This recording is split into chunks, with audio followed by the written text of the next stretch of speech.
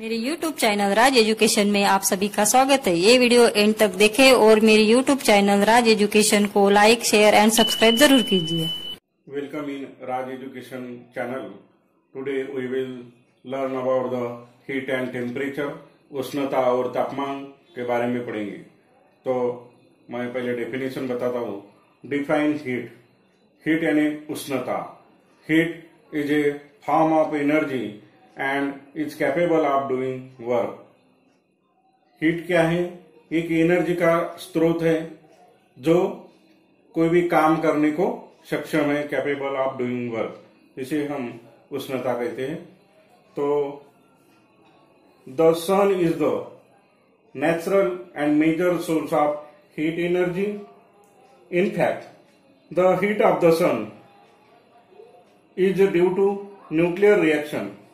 Other sources of heat are form of electrical, chemical and atomic energy. Heat energy can be converted into other forms of energy. Heat flows from a hotter body to a cooler body. Units of heat है calorie, British thermal unit, centigrade heat unit. अब 1 calorie मतलब calorie क्या होता है? तो calorie क्या है? The quantity of heat required to raise the temperature of 1 gram of water through 1 degree centigrade is called as 1 calorie. क्या होता है कि 1 ग्राम वाटर का टेम्परेचर बढ़ाने के लिए कितने डिग्री से? 1 डिग्री से बढ़ाने के लिए जो भी एनर्जी लगेंगी वो हीट क्या कहलाती है? 1 कैलोरी कहलाती है। अगेन एक बार बताता हूं। 1 gram of water, 1 gram water को 1 डिग्री सेंटीग्रेड टेम्परेचर लाने के लिए जो भी उष्णता लगेंगी, हीट लगेंगी, उसे 1 कैलोरी कहा जाता है। 1 calorie is equal to 4.2 joule होता है। नेक्स्ट है ब्रिटिश थर्मल यूनिट, इसे ही BTHU कहते हैं। The quantity of heat required to raise the temperature of 1 pound of water through 1 degree Fahrenheit is called as 1 British thermal unit. 1 pound water को 1 degree Fahrenheit temperature लाने के लिए जो भी heat required होगी उसे 1 ब्रिटिश थर्मल यूनिट कहा जाता है। 1 British thermal unit is equal to क्या होता है? 252 कैलोरी होता है। मतलब 0.252 किलो कैलोरी होगा। अब नेक्स्ट देखते सेंटीग्रेड। अब सेंटीग्रेड क्या है? इसे CHU कहते हैं शॉर्ट फॉर्म में। The quantity of heat required to raise the temperature of 1 pound of water through 1 degree centigrade is called as 1 centigrade heat unit.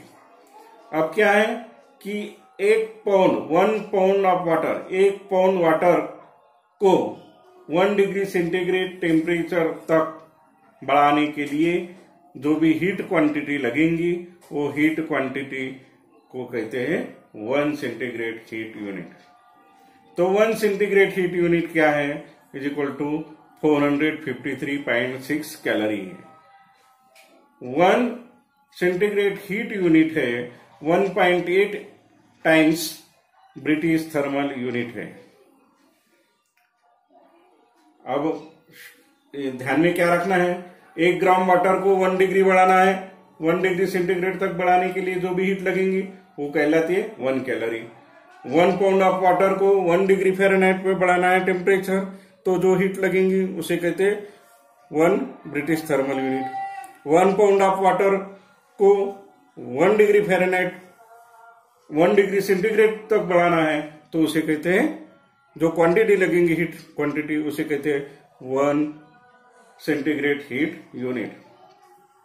अब ये वैल्यू ध्यान में रखना कि 1 calorie is equal to 4.2 joule होता है। 1 ब्रिटिश थर्मल यूनिट यानी 252 calorie होता है। 1 सेंटीग्रेड हीट यूनिट क्या होता है?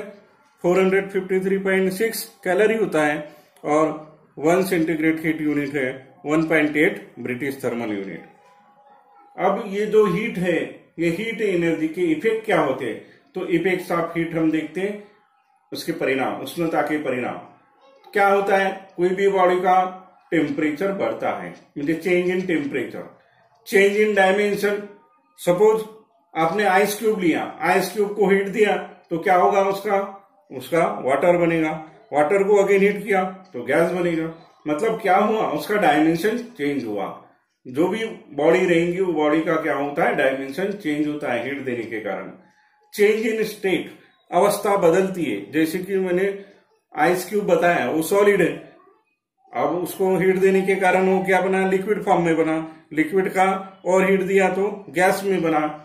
इसी प्रकार से उसकी क्या होती है, अवस्था चेंज होती है। किसके कारण, हीट देने के कारण। चेंज इन स्ट्रक्चर, उसका स्ट्रक्चर चेंज होता है। Change in physical, chemical, mechanical and electrical property.